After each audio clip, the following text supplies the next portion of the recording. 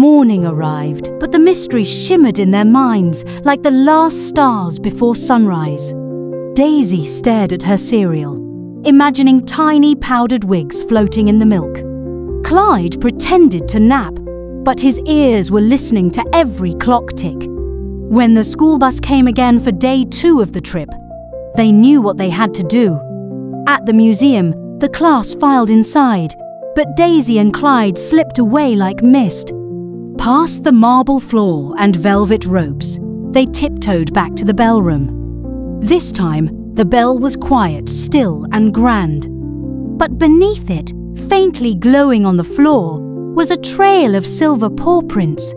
Tiny, twinkling like stars, the prints led behind a curtain marked staff only. Without a sound, they pushed through, and the world shifted like pages turning. They found themselves in a forgotten hall, where the walls were lined with dusty portraits. Each frame seemed to blink when passed, eyes twinkling with hidden thoughts.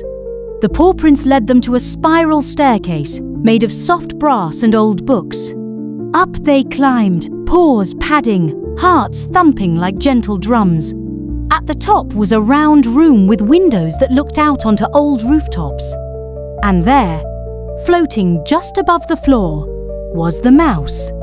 He wore a tiny vest and tricorn hat, and looked both puzzled and polite.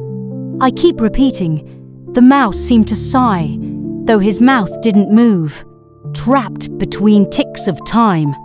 His voice was not sound, it was more like thought music that brushed gently against their minds. I was the bell ringer, he explained, when the world rang for freedom. But I never finished my message, and the bell won't let me go. Daisy tilted her head. Clyde narrowed his eyes. What message? They wondered. The bell holds riddles, the mouse said. Echoes left by history. Find them, solve them, let the bell ring freely once more. And just like that, the room began to tremble with a soft harmonic hum. A parchment floated down from the ceiling, ancient and glowing faintly gold.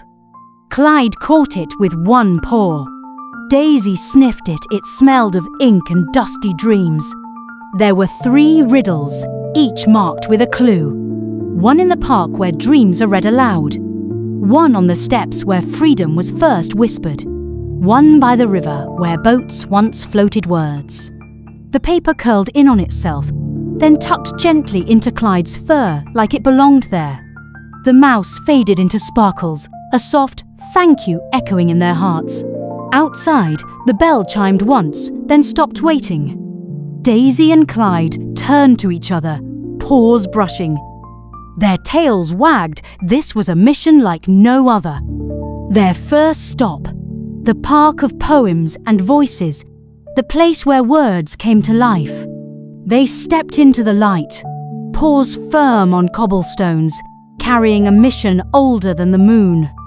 The air smelled of history and hope, and the city hummed with clues. Adventure tugged at their whiskers and tails like a soft breeze. Time was ticking, and the bell was listening.